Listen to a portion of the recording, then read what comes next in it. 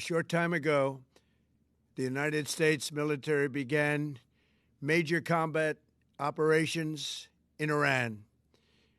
Our objective is to defend the American people by eliminating imminent threats from the Iranian regime, a vicious group of very hard, terrible people. Its menacing activities directly endanger the United States, our troops, our bases overseas, and our allies throughout the world. For 47 years, the Iranian regime has chanted death to America and waged an unending campaign of bloodshed and mass murder, targeting the United States, our troops, and the innocent people in many, many countries. Among the regime's very first acts was to back a violent takeover of the U.S. Embassy in Tehran, holding dozens of American hostages for 444 days. In 1983, Iran's proxies carried out the Marine barracks bombing in Beirut that killed 241 American military personnel. In 2000, they knew and were probably involved with the attack on the USS Cole. Many died. Iranian forces killed and maimed hundreds of American service members in Iraq. The regime's proxies have continued to launch countless attacks against American forces stationed in the Middle East in recent years, as well as U.S. naval and commercial vessels in international shipping lanes. It's been mass terror, and we're not going to put up with it any longer.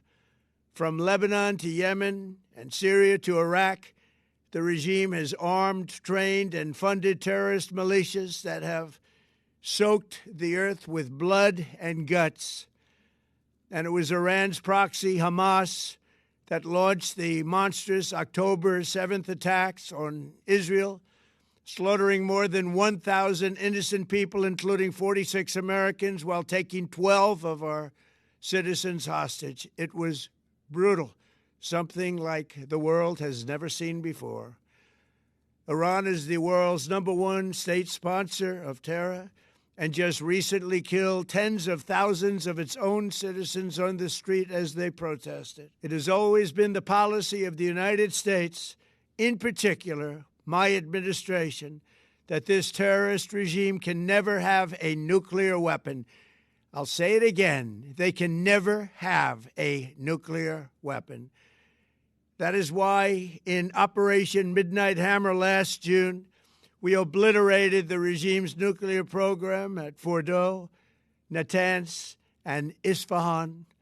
After that attack, we warned them never to resume their malicious pursuit of nuclear weapons, and we sought repeatedly to make a deal. We tried. They wanted to do it. They didn't want to do it. Again, they wanted to do it. They didn't want to do it. They didn't know what was happening. They just wanted to practice evil. But Iran refused, just as it has for decades and decades. They've rejected every opportunity to renounce their nuclear ambitions, and we can't take it anymore.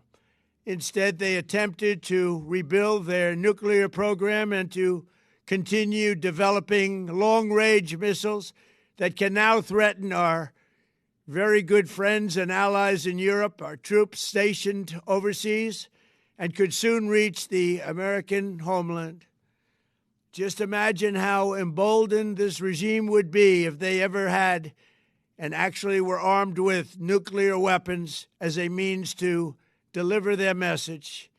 For these reasons, the United States military is undertaking a massive and ongoing operation to prevent this very wicked, radical dictatorship from threatening America and our core national security interests.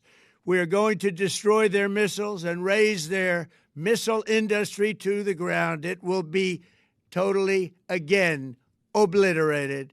We're going to annihilate their Navy. We're going to ensure that the region's terrorist proxies can no longer destabilize the region or the world and attack our forces and no longer use their IEDs or roadside bombs, as they are sometimes called, to so gravely wound and kill thousands and thousands of people, including many Americans. and we will ensure that Iran does not obtain a nuclear weapon. It's a very simple message. They will never have a nuclear weapon. This regime will soon learn that no one should challenge the strength and might of the United States Armed Forces. I built and rebuilt our military in my first administration, and there is no military on earth even close to its power, strength, or sophistication.